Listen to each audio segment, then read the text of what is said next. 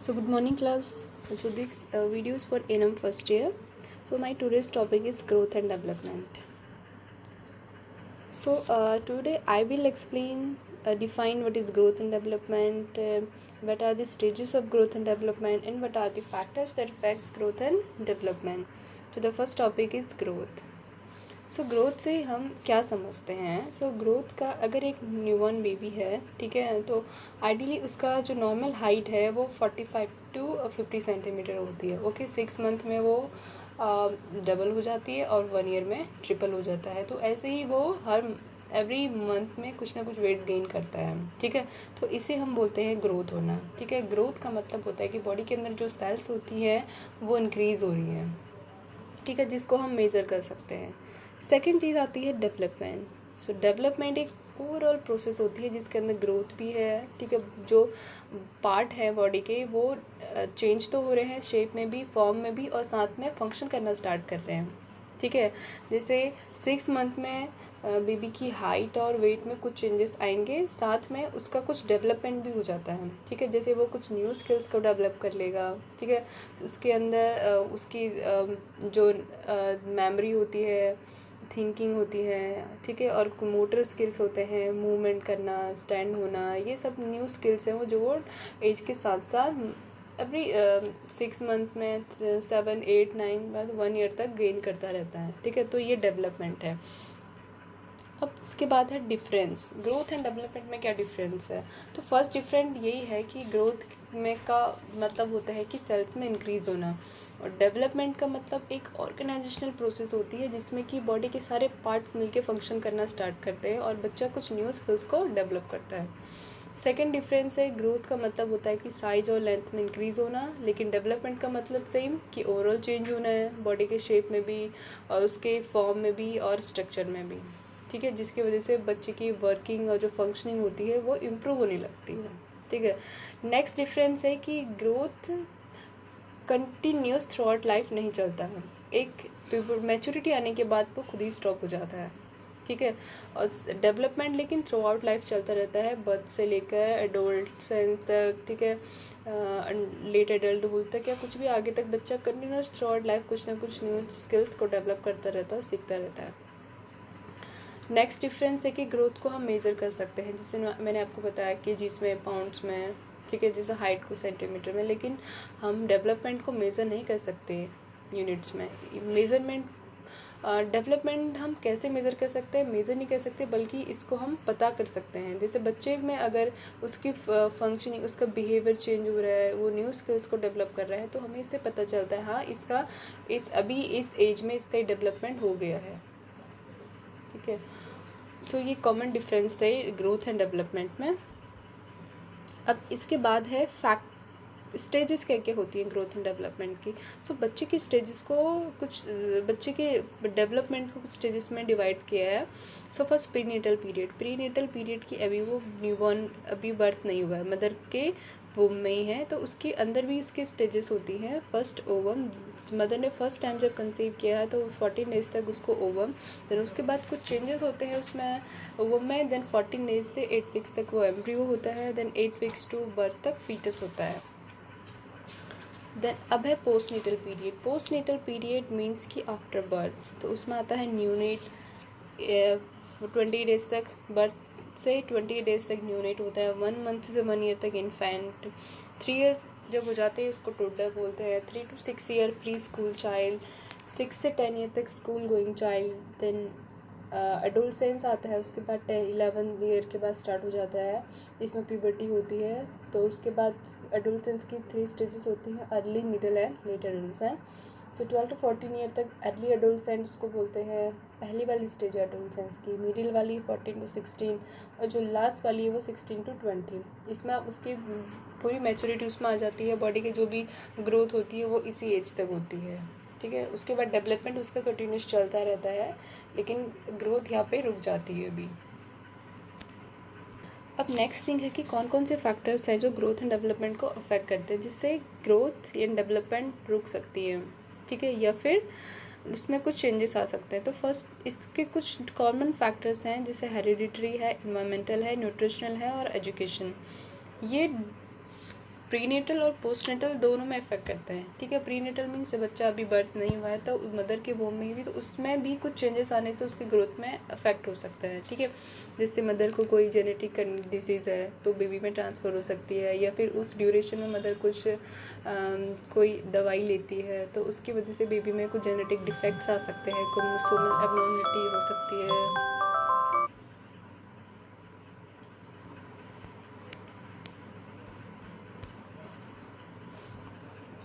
Second चीज़ है environmental. Environment means कि mother की लिविंग कंडीशंस कैसी हैं, ठीक है। लिविंग कंडीशन कैसी है उसकी, वो मेंटली स्टेबल है कि नहीं, ठीक है, उसको स्ट्रेस तो नहीं है, ठीक है। और ये सब है इन्वामेंटल फैक्टर्स। उसके लिविंग कंडीशन, आसपास का एरिया कैसा है, तो इससे इफेक्ट पड़ेगा मदर के हेल्थ में भी और बेबी के हेल्थ में भी, तो ऑटोमेटिकली ग्रोथ एंड डेवलपमेंट रुक जाएगा। नेक्स्ट फैक्टर है न्यूट्रिशनल। सो न्यूट्रिशनल मीन्स कि अगर ड्यूरिंग प्रेगनेंसी के टाइम अगर मदर प्रॉपर न्यूट्रिशंस नहीं लेती है तो उसको iron and folic acid deficiency हो सकती है, ठीक है। तो उसकी वजह से आयरन की कमी से भी क्या होगा कि बेबी को इफेक्ट पड़ेगा और ग्रोथ रुक जाएगी। फिर से एजुकेशन। एजुकेशन भी एक फैक्टर है जो मैटर करता है बच्चे के ग्रोथ एंड डेवलपमेंट में, क्योंकि अगर मदर वेल एजुकेटेड होगी तो वो प्रॉपर न्यूट्रिशन लेगी, उसकी लिविंग कंडीशन सही होगी, वो अपने लिए कॉन्शियस होगी, तो उसकी हेल्थ में इफेक्ट नहीं पड़ेगा। अब इसके बाद कुछ लॉस और कुछ रूल्स होते हैं ग्रोथ एंड डेवलपमेंट के, ठीक है। जैसे अभी डिफरेंस पड़ा था सेम है, तो ग्रोथ के कुछ लॉस हैं कि फर्स्ट है कि ग्रोथ एंड डेवलपमेंट जो एक कंटिन्यूस और ऑर्डरली प्रोसेस है, ठीक है। हमें पता है कि न्यूबॉर्न है, न्यूबॉर्न के बाद वो जब 1 ईयर का हो जाता है तो उसमें बहुत सारे चेंजेस होने लगते हैं, ठीक है। ग्रोथ पैटर्न जो होता है एवरी इंडिविजुअल का वो यूनिक होता है, ठीक है। कि न्यूबॉर्न बेबी है वो 3 मंथ में सोशल स्माइल देना स्टार्ट करता है, तो हर बच्चा 4 मंथ में स्टार्ट ही कर देगा। लेकिन अगर नहीं कर रहा है तो वो अदर चीज़ें हैं कि वो एबनॉर्मलिटी हो सकती है, लेकिन नॉर्मली जो पैटर्न होता है ग्रोथ का वो सभी में सेम होता है, ठीक है। और डिफरेंट जो बॉडी टिश्यूज़ होते हैं ग्रो करते हैं डिफरेंट रेट में। अब जो मैंने बताया कि ग्रोथ का मतलब हो कि बॉडी के सेल्स में इंक्रीज़ होना। अब ये सेल्स में किसी में इसका रेट कम भी हो सकता है, ज़्यादा भी, वो डिपेंड करता है उसके बच्चे के न्यूट्रिशनल पैटर्न पे। अदरवाइज़ जो लॉस ग्रोथ एंड डेवलपमेंट के वो सब में सेम होते हैं। अब डेवलपमेंट के भी कुछ रूल्स होते हैं, ठीक है। जैसे डेवलपमेंट मैंने आपको बताते हैं कंटिन्यूस प्रोसेस होती है जो थ्रू आउट लाइफ चलती रहती है। तो डेवलपमेंट फर्स्ट तो रूल यही है कि कंटिन्यूस प्रोसेस है। सेकंड ये है कि डेवलपमेंट में क्या होता है, हमारा जो नर्वस सिस्टम होता है उसमें मैच्योरेशन होता है। मैच्योर मीन्स कि वो चीज़ अपना फंक्शन करना स्टार्ट करती है, ठीक है। जैसे नर्वस सिस्टम यहाँ पे इसलिए बोला है क्योंकि जो नर्वस सिस्टम होता है इसके अंदर ब्रेन होता है, और ब्रेन के अंदर कुछ एरियाज़ होते हैं जैसे जो रिस्पॉन्सिबल होते हैं हमारी थिंकिंग के लिए, ठीक है, हमारी रीजनिंग के लिए, और हमारा बॉडी का कोऑर्डिनेशन, हम चलते हैं, ठीक है। तो और विज़न देखना, ये सब कहाँ पे होता है, कंट्रोल ब्रेन से होता है, ठीक है। तो इसमें क्या होता है कि बच्चे में जब ये धीरे धीरे मैच्योर करना स्टार्ट करता है नर्वस सिस्टम, तो उसकी वजह से ही वो अच्छा न्यू स्किल्स को डेवलप करता है। नेक्स्ट रूल है कि जो सीक्वेंस होता है माइलस्टोन का मतलब होता है कि जो कुछ न्यू स्किल्स, कुछ एबिलिटी बच्चा एक एज पे आने पर डेवलप कर लेता है, उसको बोलते हैं माइलस्टोन, ठीक है। जैसे 3 मंथ में, हर बच्चे में 3 मंथ में, 6 मंथ में, 1 ईयर में, कुछ ये ऐसे डिवाइड किया, ये माइलस्टोन है कि 3 से 6 में जाना, 6 से 7 8 मंथ ऐसे इंक्रीज़ होना, ये माइलस्टोन है। ये तो हर माइलस्टोन के अंदर उसमें एक नई फंक्शन, बॉडी के अंदर नए फंक्शंस को, नई एबिलिटीज़ को डेवलप कर लेता है। तो ये इसका जो सीक्वेंस होता है वो सेम होता है सभी बच्चों में, ठीक है। नेक्स्ट रूल है कि तो प्रोसेस ऑफ डेवलपमेंट जो बच्चे में होता है उसमें यहाँ पे मैं 2 टर्म यूज़ करूँगी, सिफेलोकॉर्डल और प्रॉक्सिमल डिस्टल। सिफेलोकॉर्डल, सिफेलो का मतलब होता है कि हेड, और कॉर्डल मतलब होता है टेल, ठीक है। मतलब कि जो ग्रोथ होती है बच्चे में वो हेड से टो की तरफ होती है, इसीलिए बच्चे में जो ओवरऑल अगर बॉडी को देखोगे तो हेड वाला पोर्शन जो होता है वो ज़्यादा बड़ा होता है कंपेयर टू बॉडी के अदर पार्ट से, ठीक है। और मदर का यूट्रस में होता है तो सबसे पहले ये हेड जो होता है वो सबसे पहले डेवलप हो जाता है, क्योंकि सारा फंक्शन जो होता है डेवलपमेंट वो ब्रेन से ही होना है, ठीक है। तो इसलिए सबसे पहले डेवलप हो जाता है। तो उसका मतलब ये है कि पहले हेड बेबी में पहले बनता है, देन उसके बाद बॉडी के अदर पार्ट्स जो होते हैं वो फिर डेवलप होते हैं। और इसके साथ ही जैसे हेड से टेल की तरफ मैंने बोला, अब इसी तरीके से डेवलपमेंट सेंटर से बाकी अदर पार्ट्स में होता है, ठीक है। तो सेंटर में क्या होती है, स्पाइन, मतलब कि स्पाइन सबसे पहले बनेगी और उसके बाद फिर बॉडी के अदर पार्ट जैसे जो एक्सट्रीमिटीज़ होती है, लेग्स, वो हैंड्स हो गए, फिंगर, टोस, ये बाद में डेवलप होती है, क्योंकि इनका फंक्शन अभी ज़्यादा नहीं है। बच्चे को अभी किसकी ज़रूरत, डेवलपमेंट के लिए किसकी ज़रूरत है, ब्रेन, ठीक है। सो ब्रेन से ही, क्योंकि बहुत सारी एक्टिविटीज़ कोऑर्डिनेट होती हैं। तो दो डेवलपमेंट मैंने इसमें बताया आपको सीक्वेंस, सिफेलोकॉर्डल और प्रॉक्सिमोडिस्टल। सिफेलोकॉर्डल मतलब हेड से डाउन जाना, ठीक है, पहले हेड डेवलप होगा, ठीक है। देन उसी वजह से बच्चे में सबसे पहले देखा होगा आपने 3-4 जो 6 मंथ होते सबसे पहले वो हेड को हिलाना स्टार्ट करता है, ठीक है। उसके बाद फिर हेड कंट्रोल उसमें डेवलप होता है, नेक कंट्रोल जिसमें नेक को हिलाना स्टार्ट करता है वो सबसे पहले। उसके बाद फिर वो धीरे धीरे सिटिंग पोजिशन, सिटिंग बैठना स्टार्ट करता है, और धीरे धीरे उसके बाद फिर स्टैंडिंग लास्ट में आता है कि वो अपने बिना सहारे के खड़े हो जाना जो होता है वो 8 मंथ में या 1 ईयर में वो डेवलप कर लेता है। तो इसका मतलब ये है। और सेंटर से पेरिफेरी, मतलब कि पहले सेंटर वाला पार्ट डेवलप होता है जिससे स्पाइन होती है हमारी, और रीढ़ की हड्डी जिसको बोलते हो। उसके बाद फिर बाकी अदर चीज़ें जो एक्सट्रीमिटीज़ होती हैं वो डेवलप होती हैं, ठीक है। और नेक्स्ट इसमें लास्ट रूल है कि कुछ रिफ्लेक्सेस होते हैं बच्चे में, जैसे बच्चे न्यूबॉर्न में भी होता है, उसके अंदर में कुछ रिफ्लेक्सेस मैंने आपको क्लास में बताए थे। वो तो रिफ्लेक्सेस क्या होते हैं, जैसे एक न्यू माइलस्टोन उसने अचीव कर लिया है, ठीक है। जैसे न्यूबॉर्न बेबी में मोरो रिफ्लेक्स होता है, ठीक है, और